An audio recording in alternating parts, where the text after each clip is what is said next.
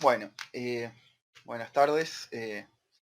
Tenemos por delante cómo elegir los componentes para una computadora. Todo esto es un tema relativamente sencillo, porque no tenemos tampoco que preocuparnos por cosas muy complicadas, pero sí tenemos que aprender a elegir las cosas más básicas.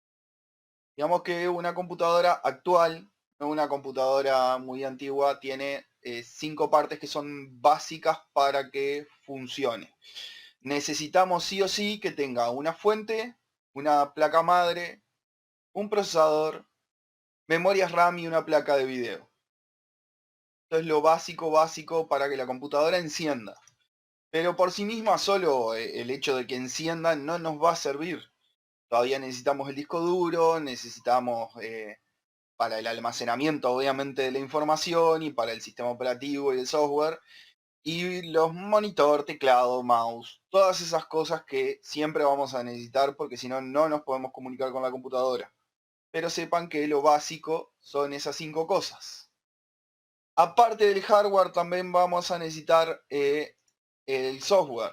El software también deberíamos de comprarlo. Podemos adquirirlo muy fácil, es barato. Hoy en día se puede encontrar un Windows por un aproximado de 300, 400 pesos en internet. Si lo compramos acá, un poquito más. ¿Ah? Y tenemos otras opciones también, ¿no? Tenemos Mac OS para la gente que use las computadoras de Apple, Linux por si tienen las computadoras igual y todo lo demás, o si sencillamente no quieren usar Windows. Y hay un par de sistemas más aparte que son un poquito menos conocidos, pero también se usan un montón porque son para otros dispositivos. Bien. Tenemos también todas las herramientas de ofimática, Office, LibreOffice, un montón de cosas más, algunas gratuitas, otras pagas. Software especializado, como puede ser software para las empresas o para eh, el uso general, sí, pero en tareas específicas, como puede ser edición de video, transmisión, todas esas cosas. A veces es un poquito difícil decidir qué máquina vamos a comprar y no disponemos tampoco de un dinero exorbitante y por eso es importante aprender a elegir qué máquina vamos a usar. No es lo mismo querer comprarse una máquina para jugar o para editar video que comprar una máquina, por ejemplo, para una oficina que lo que necesita es entrar en un navegador, revisar los correos y hacer un poco de ofimática, de repente en los correos mandar información, casi que lo que hacemos todos los días. ¿Tá? Todo eso tiene diferentes exigencias y el hardware nunca es el mismo. Es importantísimo entonces que adecuemos la máquina al trabajo que vamos a realizar con ella y no al revés. Porque de repente estamos comprando una máquina y más en la parte de administración de empresas que van a terminar teniendo que gestionar compras y demás de una empresa, obviamente, que ustedes tienen que decidir qué compran, porque no van a comprar algo exageradamente caro de manera innecesaria. No es lo mismo darle a una persona que está programando un software una computadora de alto rendimiento que darle una computadora de alto rendimiento a la recepcionista que lo que tiene que hacer es gestionar una agenda. ¿Todo bien, Agustín? Acá andamos. Estamos explicando cómo elegir una computadora dependiendo del trabajo que realicemos con ella. Bien, vamos a romper con algunos mitos, primero que nada, que es el tema de lo gamer. Eso ya les voy a decir de primera, no existe tal cosa como algo gamer. Son máquinas que tienen capacidades muy buenas, sí, que tienen algunos agregados a veces innecesarios, porque por ejemplo, una computadora que tenga un acrílico o un vidrio para que nosotros podamos ver dentro y un par de luces, en realidad a veces hasta podría dificultar el funcionamiento de la máquina, dependiendo de la máquina que tengamos, por supuesto. Pero a una cosa muy básica, una luz que tengamos dentro de la computadora va a consumir electricidad que de repente no debería estar consumiendo. Y queda linda, es cierto, pero es innecesaria completamente, no cambia el funcionamiento. Bien, ya sabiendo eso, sabemos que es una estrategia de marketing y nada más. Vamos a conocer las tres clasificaciones básicas, digamos, que son las computadoras de bajo, medio y alto rendimiento. Bien, y que debemos saber que eso se actualiza cada poco tiempo. Y no solo que se actualiza, sino que además varía en cuanto a las cosas que van saliendo. O sea, salen normalmente las tres gamas a la misma vez. Y además tenemos las computadoras obsoletas, que casi todas se pueden considerar de gama media o gama baja. Una computadora que hace 5 años fuera de gama alta, hoy en día va a ser considerada de gama media como mínimo, o puede llegar a ser considerada de gama baja. ¿Me están viendo bien, chiquilines? Pregunto porque acá me muestra como que tengo un pequeño problemita. A ver, voy a chequear por las dudas, pero bien. Tenemos para elegir los componentes básicos un par de cositas que saber siempre. Bien, una computadora de gama baja, por ejemplo, va a ser una computadora sencilla que no va a tener una placa de video especializada. O sea, va a traer la placa de video que venga de fábrica con la computadora.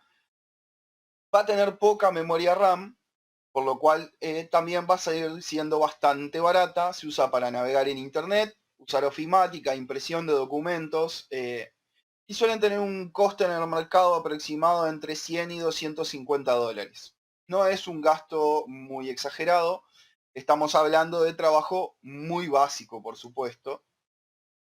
Bien, y las podemos encontrar normalmente, digo, no quiere decir que esto se cumpla en todos los casos, en puestos de ventas, en las recepciones de empresas, en casas que no necesiten usar una cosa especial. ¿Ah? Después tenemos computadoras de rendimiento medio o de gama media que cuentan con placas de video sencillas. Se suele usar, por ejemplo, una placa de video sencilla para sacar HD a una televisión. Se suele usar una placa de video sencilla para todo lo que sea trabajo eh, de rendimiento normal, que no tenga que ver con programación, por ejemplo, porque en sí en la programación de software no se suele utilizar a no ser que se estén haciendo videojuegos o programas de mucha exigencia. Bien, tienen una memoria RAM que suele ir entre los 8 y los 16 gigas. También estamos hablando de un costo relativamente bajo todavía. No es una potencia muy grande. Y puede tener discos duros que va a depender de el uso que se le esté dando. Si va a usar tecnología de HDD, que es la tecnología antigua de los discos duros, discos móviles que funcionan con un plato por dentro, discos SSHD, que son discos que mezclan la tecnología de disco sólido con el disco clásico, y después discos sólidos o SSD, y en realidad va a depender del tiempo de acceso que necesitemos a los archivos. Bien, normalmente tiene un poco más de exigencia, por supuesto, que las máquinas de bajo rendimiento, y sí puede ser que se utilicen ya para software especializado, las empresas que tengan un software hecho a medida, eh, lugares que necesiten una respuesta muy rápida, las van a utilizar un poquito más. El costo suele variar entre 300 y 700 dólares, siempre dependiendo de qué componentes elijamos.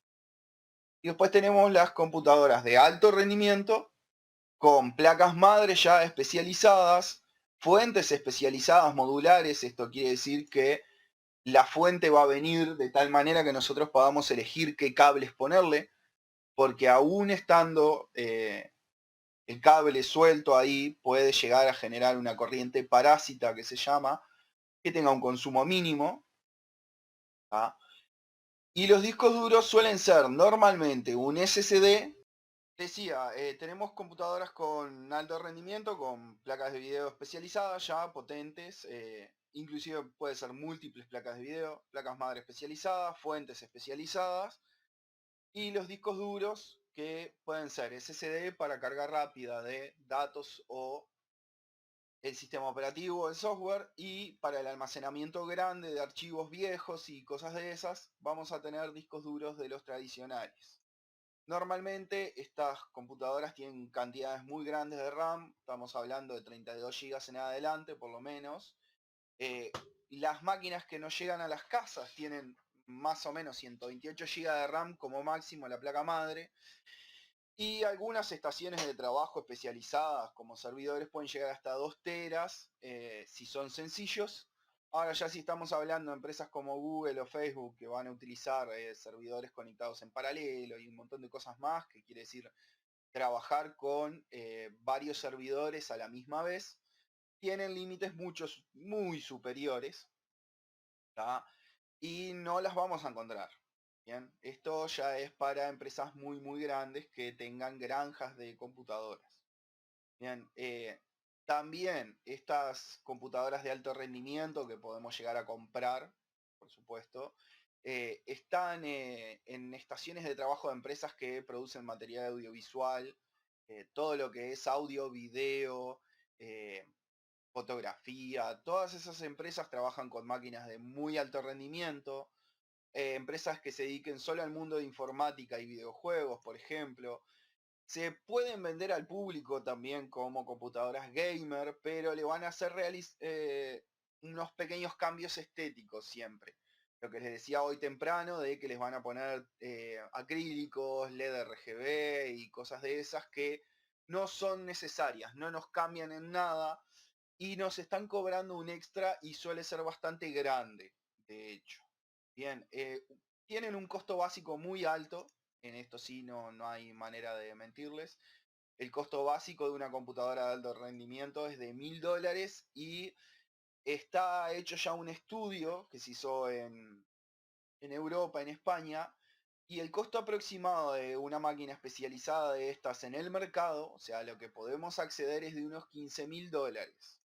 O sea, ya si queremos invertir tenemos mucho para hacer y tenemos que aprender siempre que no es necesaria a veces esta máquina, por ejemplo, si vamos a estar en nuestra casa o si vamos a estar en una oficina sencilla, no necesitamos una máquina de muy alto rendimiento.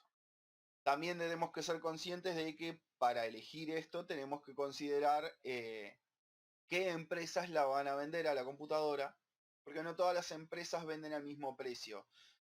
Tanto hardware como software se venden las empresas de informática, en los mayoristas más que nada, y se venden al público. Y las más conocidas acá en Uruguay están en Montevideo, suelen ser empresas que salen en radio y televisión, pero les voy a nombrar unas cuantas. Eh, Tampoco es que sean las únicas, ni que sean ni las más baratas ni las más caras estas. No lo tomen como una referencia, sino que si ustedes quieren buscar sus propios lugares pueden hacerlo. A ver, yo tengo acá una pequeña lista que es Nenet, Panifox, NetPC, La Fuerte Irresistible, Dragma, Senec, Incomex, y hay un montón más acá en Uruguay. Pueden buscar en cualquiera de ellas, todas tienen precios diferentes. Y de repente si van a armar una máquina personalizada es mejor que compren las partes en diferentes lugares, que de repente por el apuro o por comprar una máquina que ya esté funcionando, gastamos más dinero innecesariamente. Bien, voy a pasar ya ahora a explicar lo que tienen en la imagen acá atrás, que es muy importante, que es cómo elegir un procesador. Acá solamente tengo un par de ejemplos de procesadores Intel, con diferentes modelos, por supuesto, porque son de diferentes generaciones.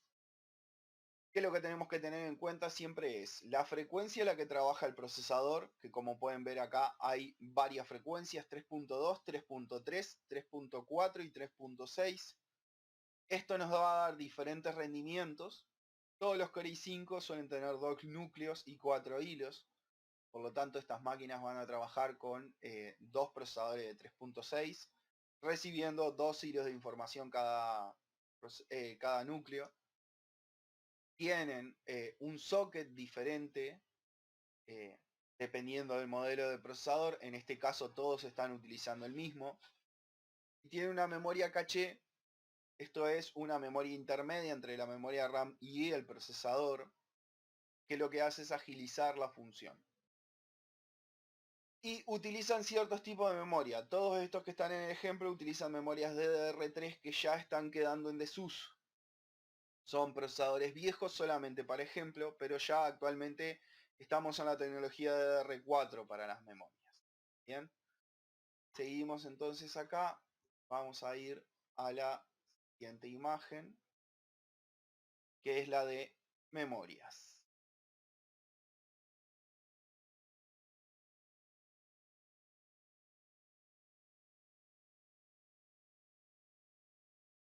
En las memorias vamos a tener también, como les decía, diferentes tipos de memoria, más viejas, más nuevas. Acá el ejemplo que tenemos son 4 memorias DDR2, están en desuso hace muchos años y ya no se fabrican, por lo tanto no las van a encontrar en el mercado, por eso son el ejemplo perfecto. Bien, tenemos DDR2 de 533, 600, 677 y 800 y todas trabajan con diferentes velocidades. A mayor velocidad, mayor rendimiento y más fácil carga de los programas. Recuerden que la memoria RAM es lo que nos permite cargar el software y visualizarlo. También mantener archivos en la memoria en el momento en que estamos trabajando mientras no lo guardemos en el disco duro. Actualmente se utiliza DDR3 muy poco y DDR4 en la gran mayoría de las cosas. Y cada una tiene un costo de entre 20 y 100 dólares. Todo depende del modelo que elijamos, de la cantidad de RAM, digamos la cantidad del dispositivo. No es lo mismo comprar una memoria de 1 GB o de 4 GB o de 32 o de 64. Así que eso también hay que aprender a elegir, basándonos más que nada en la velocidad que tienen. Bien. Vamos a lo siguiente, que es discos duros, que es donde nos vamos a preocupar ya un poquito más. Y en discos duros tenemos dos tipos de disco duro que se utilizan a grandes rasgos hoy en día, que es el SSD o disco sólido y el HDD, que es el disco clásico que hemos usado siempre prácticamente. Los discos de estado sólido, si bien traen la misma conexión en su gran mayoría que los discos HDD, existen ahora un tipo de disco sólido que se llama M2 que se conecta directamente a la placa madre, no tiene una conexión intermedia y esos sí que funcionan con un rendimiento muchísimo mayor hasta que los discos de estado sólido antiguos, digamos. Los que vamos a encontrar más comúnmente aquí en Uruguay son estos dos, se conectan de la misma manera y utilizan tecnología de SATA 3. Tenemos entonces la otra. Bien. A ver si les puedo agrandar acá. Perfecto. Acá, como pueden ver, hay varias informaciones que tienen que más o menos saber entender, que son la interfase, que es lo que les decía recién, la manera de conexión que tiene con la computadora. Este ejemplo que tomamos acá es un SATA 3 de 3 GB por segundo. Capacidad de 1 tera, 750 y 500. Este es un disco medianamente antiguo, ya existen discos de mucho mayor capacidad y de mejor velocidad de transferencia. La densidad es algo que no nos vamos a preocupar demasiado porque entramos a lo técnico, en realidad no nos va a servir demasiado para comprar, pero sí tenemos que tener cuidado con esto. Velocidad de rotación si es un disco tradicional, porque existen discos que tienen menos velocidad y quiere decir que van a funcionar un poquito más lento. Y las velocidades de transferencia. Las velocidades de transferencia son de dos tipos, de lectura y de escritura, y acá están las dos diferenciadas ya, 1388 una y 300 la otra. Tenemos que tener cuidado con esto porque no es lo mismo cuando nosotros leemos el disco duro que cuando tratamos de escribir en él. Si nosotros queremos leer la información necesitamos facilidad de acceso, pero cuando nosotros vamos a escribir información, por ejemplo, cuando vamos a instalar un programa, necesitamos también en algunos casos que esto sea rápido. Por ejemplo, una industria que trabaja mucho con grandes altas tasas de transferencia de archivos y de escritura es la de el mercado de videos. Si vamos a producir un video para la televisión, necesitamos que se escriba rápidamente en el disco porque un video en crudo puede pesar en un aproximado de 5 minutos, 4 o 5 gigas cada 5 minutos. Y esto en algunos casos en que solamente sean HD. Ya si estamos hablando de un 4K, va a ocupar mucho más espacio. Entonces necesitamos esa transferencia y esa lectura y escritura. Tenemos también acá que aprender a distribuir nuestro dinero en la placa madre. Y esto es donde más se puede complicar. Bien, la imagen que tengo en este momento no es la mejor. A grandes rasgos muestra. Por acá tenemos el socket donde va a ir la CPU, es este cuadrado en el medio. Los sockets de RAM son estos sockets largos, que son azules y negros, que están del lado de abajo. Las conexiones arriba de todo en la imagen, que suelen traer conexión para el monitor, teclado, mouse, parlantes, etc. Y las placas de red. Las conexiones que están abajo a la izquierda son las conexiones SATA. Debemos fijarnos siempre que no sean conexiones SATA 2 o SATA 1, porque es un estándar que se está dejando de usar por completo.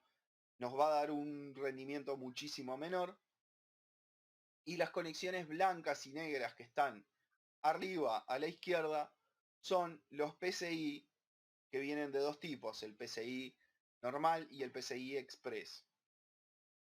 En estos suelen conectarse un montón de dispositivos, pero los que más vamos a utilizar son las placas de video, por ejemplo, o las placas de sonido. En los PCI normales, digamos, es muy común conectar también placas USB. Si no tenemos suficientes USB, vamos a utilizarlo para enchufarle, por ejemplo, una placa de red que no necesita un PCI Express, pero casi todas las placas de video modernas van a necesitar un PCI Express. Algunas placas de red, por ejemplo, pueden llegar a pedir un PCI Express por uno, que lo que hace es ahorrar espacio, bien, y vienen casi todas las placas.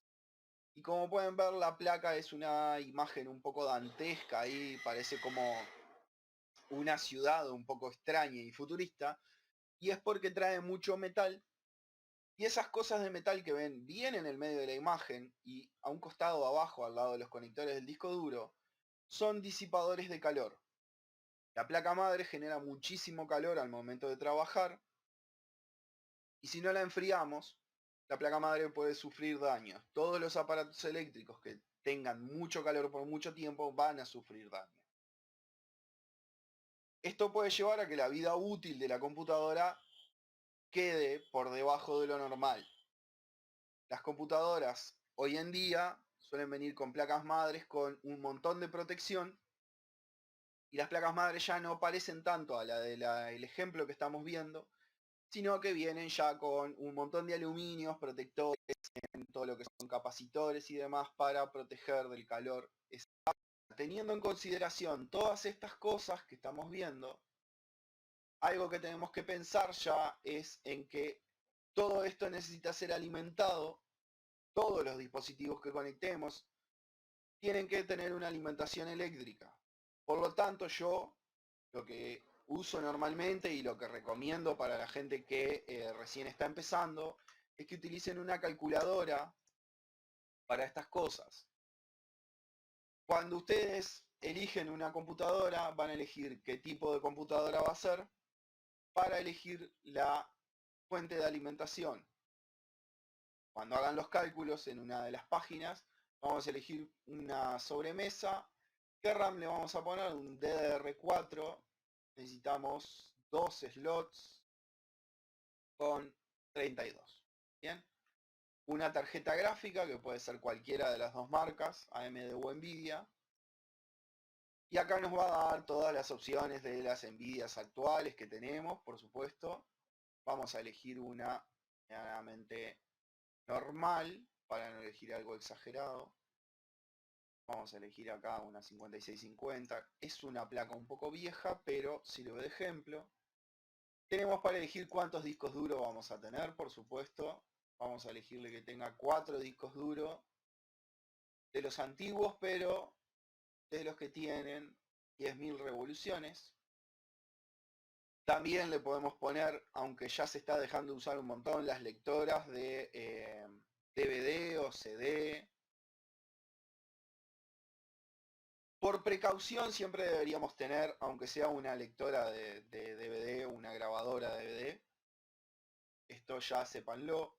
Si queremos elegir otras tarjetas, por ejemplo una capturadora, una tarjeta de sonido, una red nueva, podemos hacerlo. Un ratón le vamos a poner, solamente uno. Un teclado. Si tiene kit de refrigeración o no, también nos va a influir porque de algún lado tiene que sacar la alimentación de poder.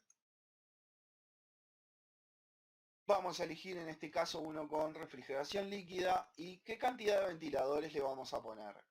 Cada computadora puede traer de entre un mínimo de 3 ventiladores, que suele ser el ventilador del chasis, que es el que vemos todos, el ventilador de la fuente, que no siempre se ve porque algunas fuentes se conectan por debajo, y el ventilador del procesador. Suelen ser esos 3, pero pueden ser muchos más. Vamos a poner un promedio de 4 ventiladores de 120 milímetros y vamos a poner que, no sé, tenemos, por ejemplo, conectado 8 dispositivos, que es el estándar actual de las placas madre de USB 3.0. Y cuando le demos a calcular acá, nos va a decir qué tipo de fuente necesitaríamos. Para esta máquina que armamos necesitamos una fuente de 400 watts. Se recomienda una de 500 a 600. Esto se recomienda por la escalabilidad más que nada, porque si nosotros nunca le hiciéramos cambios, la fuente de 500 sería suficiente de por vida. Pero podemos llegar a necesitar un disco duro nuevo o una placa nueva, y esto sí podría cambiar la necesidad de energía eléctrica que tenga nuestra computadora. Así que siempre hay que tirar un poquito para arriba. Lo mismo, existen 3 tipos de fuentes, digamos, la genérica, las fuentes de voltaje real y las fuentes modulares, que son las mejores de todas. Bien, acá ya nos recomienda un par de opciones de fuentes. Son todas fuentes de la marca, en este caso, Titanium, no, perdón, Seasonic. No las conozco, estos son fuentes que hay más que nada en Europa y compran muchísimo por Amazon. Ya pueden ver que los precios varían mucho también. Ahora, considerando todas estas cosas que tenemos que saber, vamos a hacer una pequeña tarea. No es una tarea complicada, pero es una tarea que está buena tenerla siempre para que ustedes ya se hagan una idea de cómo tienen que elegir una computadora. Quiero que elijan 3 tipos de computadoras. Y esto es muy fácil en realidad.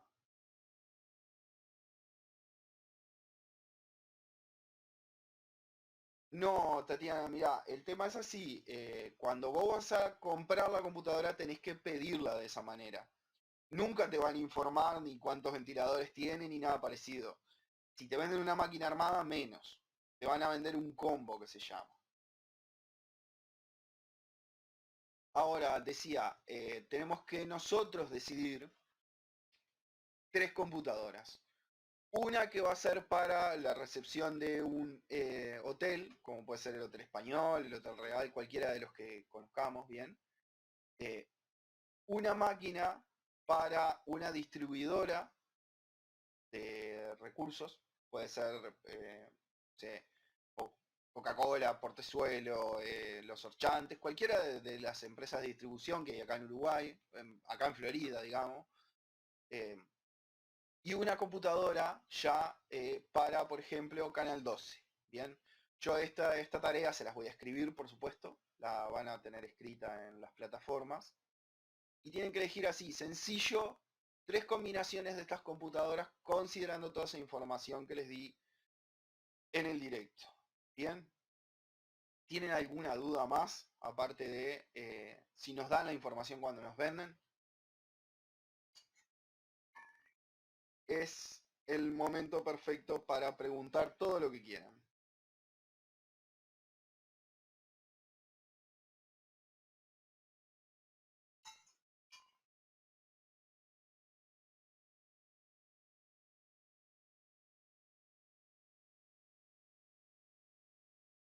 ¿Nadie? ¿No hay preguntas? Bueno, sepan igual que esto va a quedar subido, los 2 videos, porque se nos cortó la transmisión ahí un poquito. Van a quedar los 2 videos subidos a YouTube. Y les voy a poner igual la información por escrito de las máquinas, por lo menos lo básico, para que ustedes después hagan el ejercicio de elegir sus propias computadoras.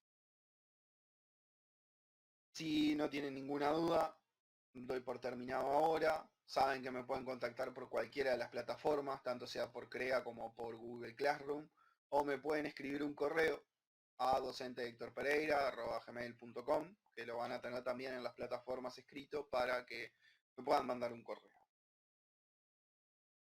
Por ahora los dejo y nos vemos en la siguiente clase.